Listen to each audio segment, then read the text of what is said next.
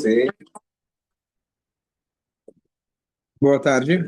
Após um longo intervalo de férias, dezembro, janeiro, merecidas, vamos retomar o nosso estudo de Tanakh e a gente está contando aqui sobre o rei chamado Yoash.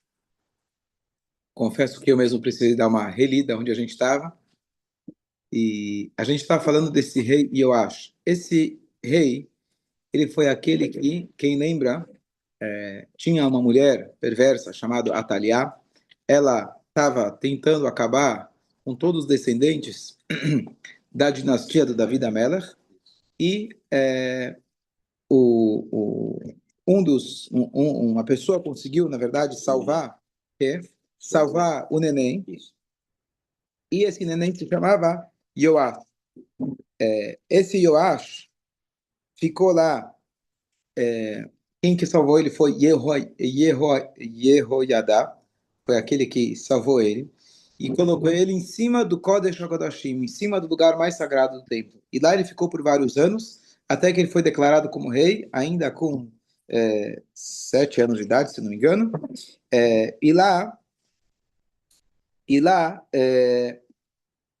ele então, com as instruções desse Yehoiada Cohen, ele foi fazendo boas decisões, foi bom para o povo, mas agora chegamos no momento onde, nos seus últimos anos, ele vai errar os caminhos. Então, o que acontece? Aquele mestre dele faleceu, Yehoiada, e agora ele tinha príncipes corruptos. Esses príncipes, eles queriam reinstituir a idolatria, que esse era o Yetzirará maior da época. Então, esses príncipes do governo do governo da descendência do rei Davi. Ele tinha ficado lá no sótão do templo por 6 anos. Eu falei 7, são 6 anos inteiros ele saiu vivo. Esses, então, príncipes, eles começaram a tentar corromper ele. Como você corrompe uma pessoa? Então, uma das melhores maneiras é através de você inflar o ego daquela pessoa. Todo mundo quer carinho e amor, e se a gente não recebe de um jeito, às vezes a gente quer receber de forma nem que seja mentirosa, mas isso infla o ego da pessoa. Então eles começaram a falar, poxa, você é uma pessoa muito especial, você é o cara. Quem é que conseguiria sobreviver 6 anos em cima do lugar mais sagrado? Você sabe que o Kohen Gadol, se ele não fosse Tzadik 100%, ele entrava lá, por um instante ele morria. Você viveu lá tantos anos. Então você deve ser quase um Deus. E aí começaram a bajular ele. Falaram para ele, você tem poderes sobre-humanos. E aí eles começaram a adorar ele. A ideia é colocar ele lá em cima. Então, ele começou a ser tratado como Deus e ele permitiu, ele gostou. Quem experimenta esse tipo de coisa, às vezes pode acabar gostando. Então ele gostou.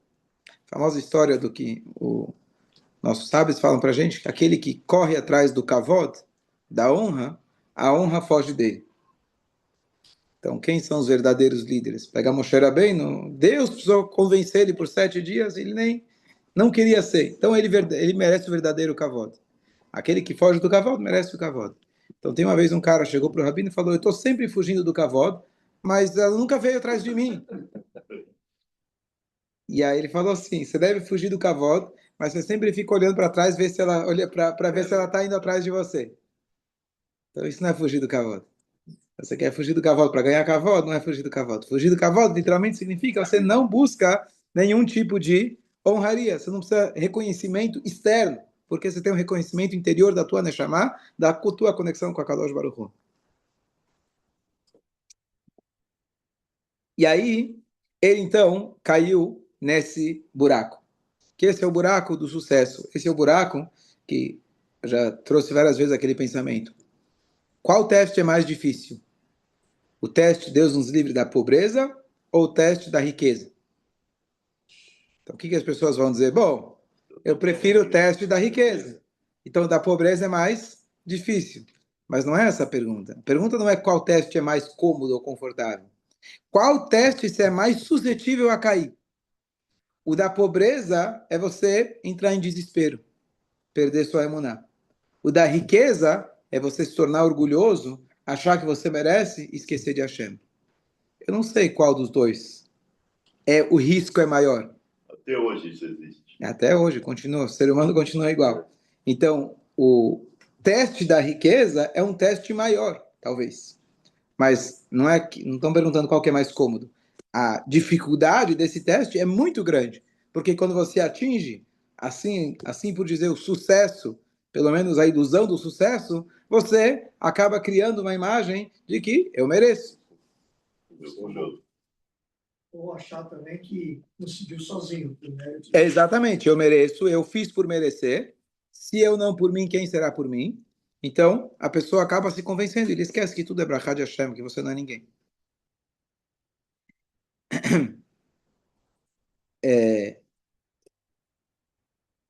E aí, o que acontece é o seguinte: uma vez que eles começam então a reintroduzir a idolatria dentro do reinado dele. Lembrando que a gente está falando aqui do reino de Yehudá, que é o reino da dinastia do rei Davi, que está presente em Jerusalém. Então, Hashem ele manda um primeiro sinal de alerta. Qual que foi o sinal de alerta? Hashem manda os inimigos do povo de Israel. E Hashem ele manda o rei de Aram, chamado Hazael, e ele vem se aproximando com suas tropas do nosso povo. E aí, aonde que ele vai? Então, anteriormente, esse rei já tinha conseguido exilar as 2,5 tribos que estavam do outro lado do Jordão. Uma das primeiras coisas que a gente estudou quando a gente viu o Tanakh, está na própria Torá, Reuven, Gad e metade de Menashe, ficaram lá do outro lado. Essas foram as primeiras 2 tribos a serem exiladas. Agora, ele queria continuar o trabalho. Então, esse rei de Aram, ele se aproxima e ele vai até Gaza. A cidade lá se chamava Gat, que era ocupada pelos Plishtim, mas naquele momento estava sob o domínio do rei Davi, do reinado da dinastia do rei Davi. Então ele vai lá e consegue atacar aquele lugar chamado Gat, que era uma das cidades lá de Gaza dos Plishtim. E esse foi o primeiro aviso, advertência para ver se o rei começava a fazer chuva. Só que o povo não prestou atenção. Hashem deu um sinal de alerta e o povo não prestou atenção. E agora, dessa vez, Hashem deu um sinal.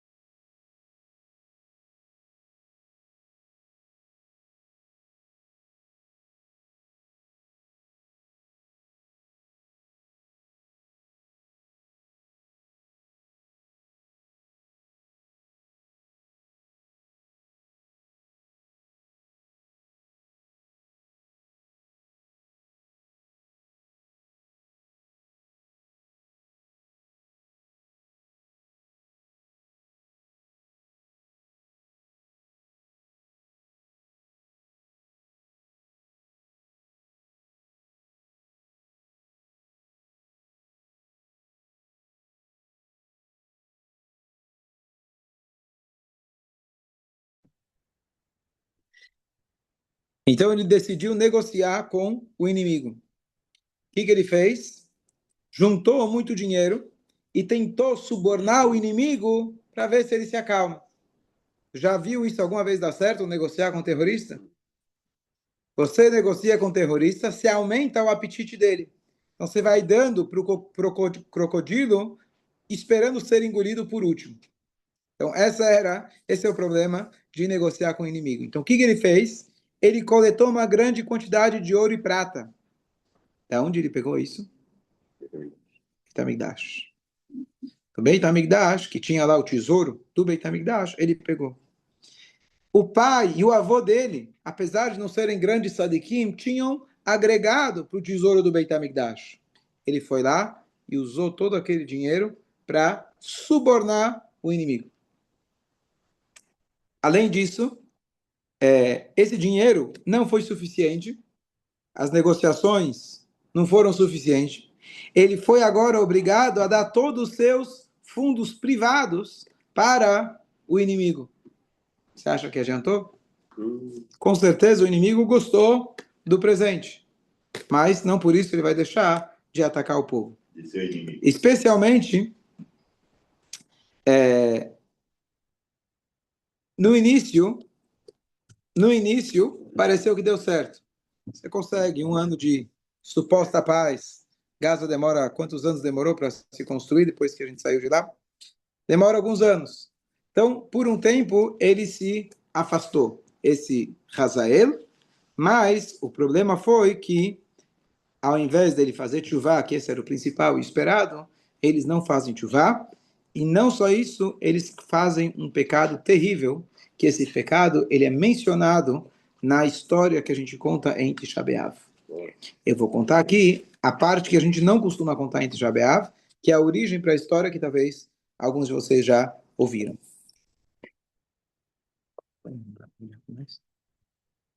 Com gás ou sem? Com, obrigado. E a história é a seguinte. Hashem, ao longo desses momentos, ele mandava recados através de profetas. Não necessariamente profetas que se tornaram famosos, mas eles iam lá e tentavam incentivar o povo a fazer chuvá. A gente já viu isso várias vezes. E Hashem, então, mandou um profeta chamado Zacarias, quem já ouviu falar.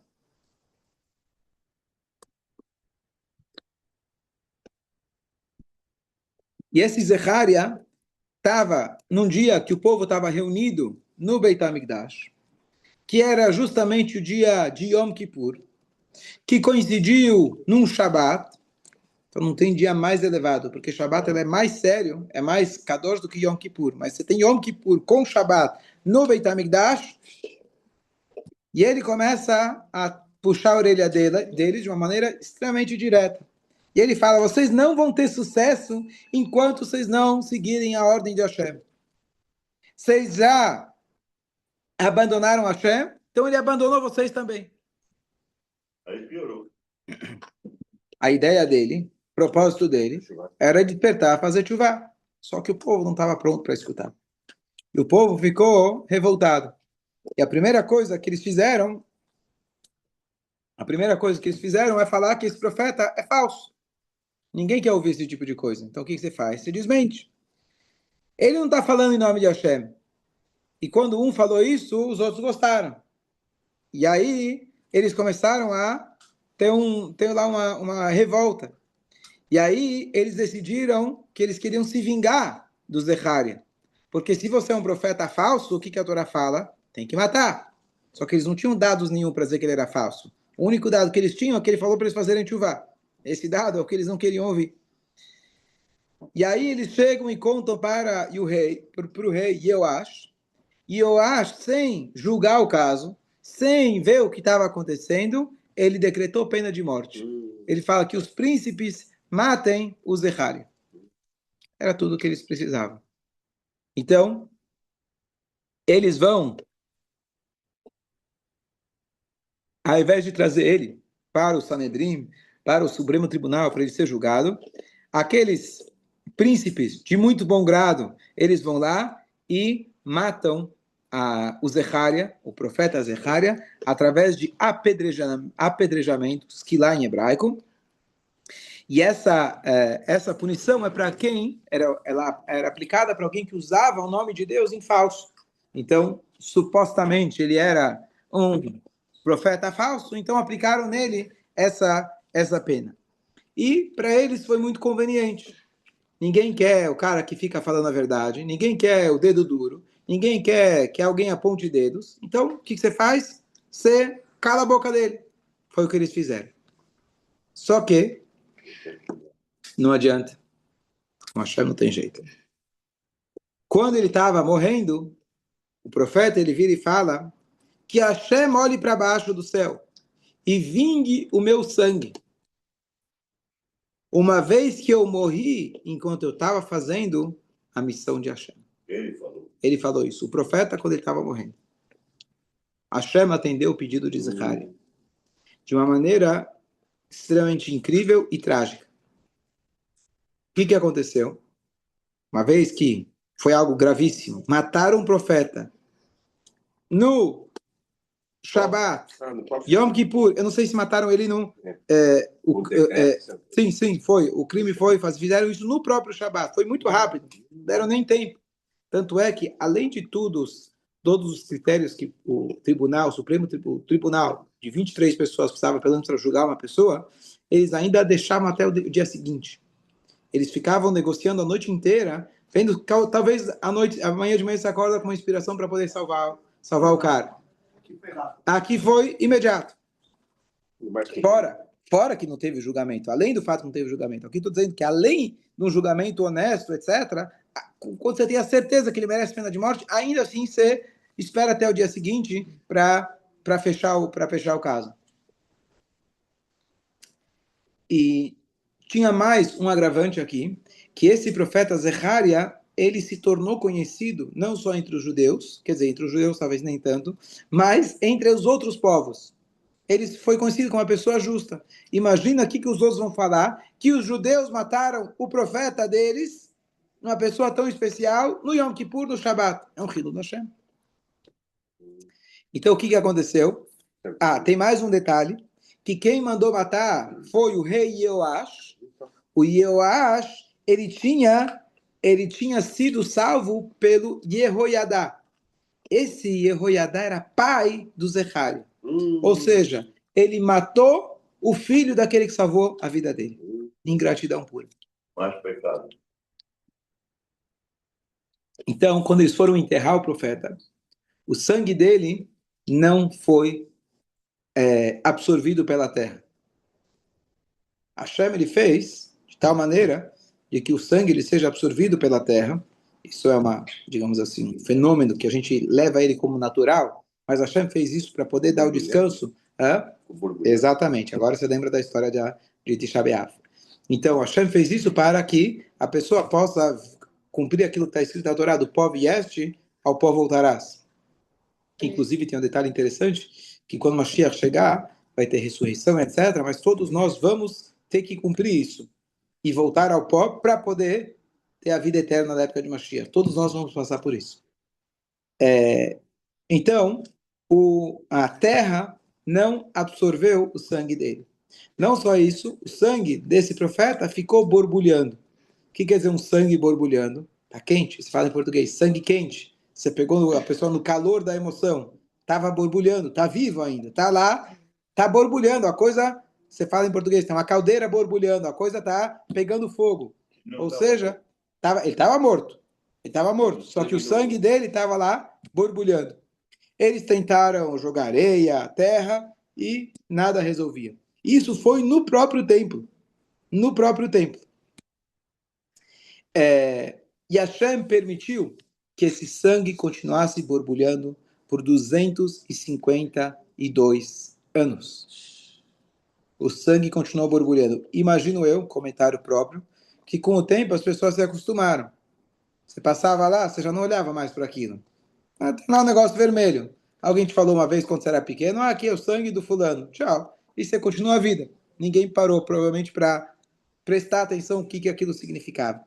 Até que, na época da destruição do templo, apareceu um dos generais, chamado Nebuzaradan. Esse general, ele era um general da Babilônia, do César, que acabou destruindo o templo. E na história que a gente conta em Tisha B'Av, a gente conta o episódio a partir daqui. Qual que é o episódio? Então ele conta que o Nebuzaradan, ele chegou em Jerusalém. Ele conquistou, e aí ele vê aquele sangue fervente. Vucidus. O que é isso? Perguntou em romano. E óbvio, ninguém queria falar. Apesar de não ter sido eles, mas é uma vergonha você falar que nós matamos o nosso profeta. Então eles viraram e falaram, a gente abateu animais para sacrifícios aqui. Aqui é o Beit HaMikdash, abatemos e o sangue ficou aí. Ele mandou trazer animais, abateu do lado para ver se tinha alguma semelhança. Não tinha semelhança nenhuma.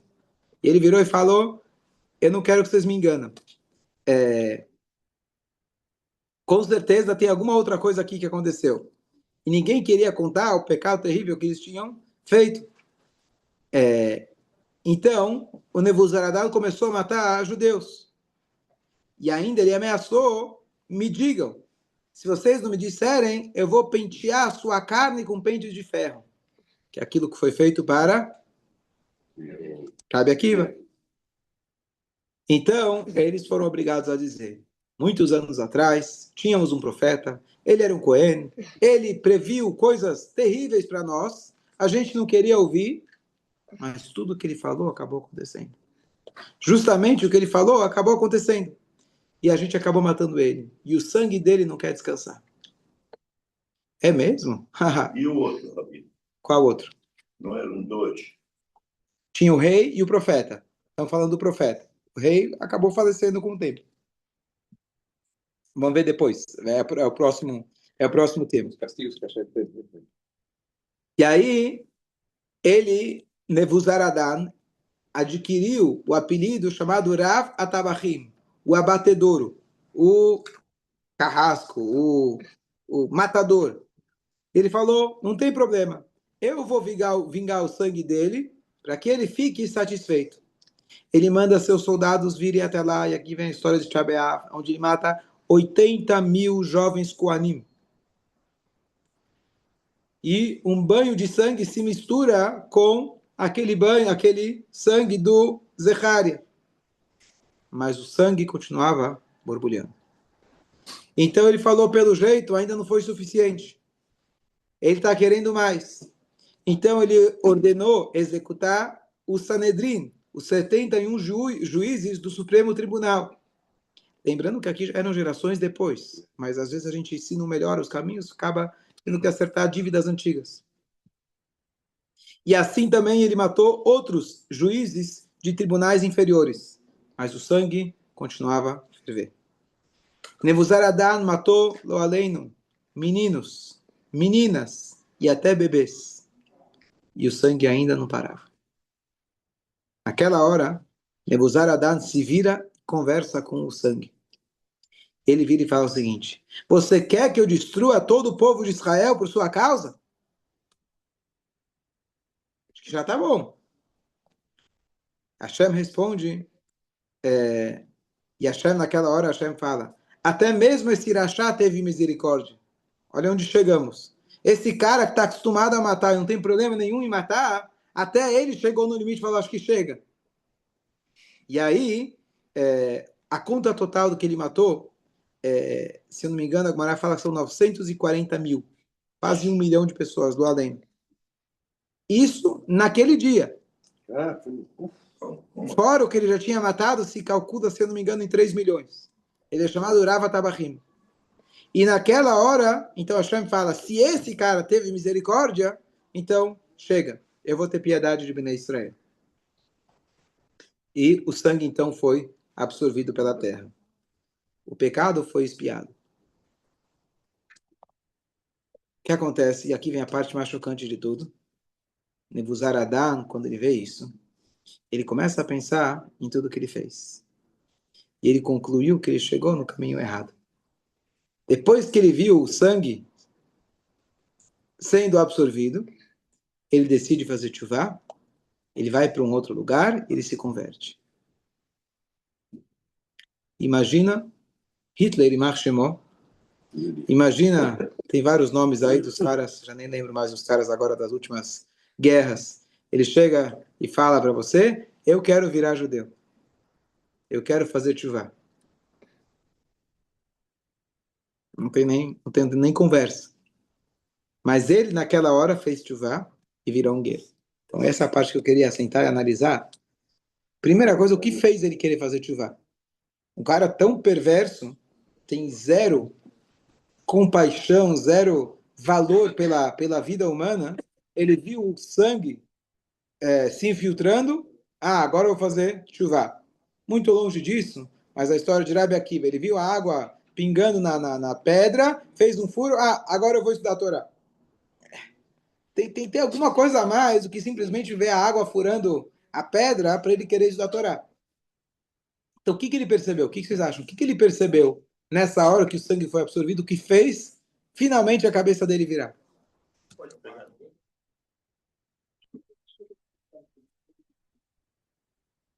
Conexão com a Hashem, talvez. Como? Por ter percebido que o que ele fez conseguiu, de certa forma, solucionar. Quer dizer, ele teve uma possibilidade que ninguém conseguiu. Uma das coisas que o Rebbe comentou várias vezes a respeito dos antissemitas nazistas, especial os nazistas, que era um povo extremamente culto, como eles foram capazes de fazer uma coisa dessas, era justamente por eles terem toda a cultura, mas não está baseada em fé. Quando a cultura está baseada, o conhecimento está baseado simplesmente na lógica humana, a lógica humana pode ser pervertida. Você cometer as maiores atrocidades e você achar que você está fazendo uma coisa boa. No momento, a ética e moral só vale a partir do princípio que você acredita num Criador. Esse homem, ele estava matando a torta e a direita. Pelo jeito, depois de uma vez, duas, três, quatro, zero sentimento de culpa e zero sentimento que algum dia ele vai ter que pagar por isso. O mundo é do mais forte. De repente ele vê algo fantástico, uma coisa fora do comum. Não é natural você ter o sangue borbulhando. Aquilo tocou ele. E ele entendeu que aquilo era uma mensagem para ele. E ele foi lá, vingou o sangue. E de repente, depois que ele teve aquela conversa, ele entendeu que tinha alguma coisa lá, estava muito claro. E aí então, ou seja, com tanto banho de sangue que ele jogou em cima, ainda estava borbulhando, não é possível. Então ele foi lá e falou com Hashem, através de falar com o sangue do Zecharia. E o sangue parou, não necessariamente Hashem falou com ele. Aquilo que eu falei que Hashem disse no céu. Não é que Hashem respondeu para ele. Hashem falou, eu vou ter misericórdia. O sangue parou. O que ele percebeu foi a frase que a gente disse, Yesh din ve yesh dayan. Tem a justiça e tem o juiz. Até agora, por mais que talvez ele tinha ouvido falar os deuses romanos, etc., ele não tinha percebido que existe uma ordem nessa bagunça. Existe um rei, existe um criador, existe um maestro para essa orquestra que pode parecer desorganizada. Na hora que isso caiu e ele viu claramente, aquilo tocou ele. E de repente, ele percebeu que tudo que ele fez estava errado. Essa é a primeira parte, tocou nele. Agora a segunda parte, que rabino que aceitou ele no tribunal, vem aqui na mikve, vamos fazer o Brit Milá do Hitler e Marshemó. Nas mãos dele, ao lado dele, 3 milhões de judeus foram mortos.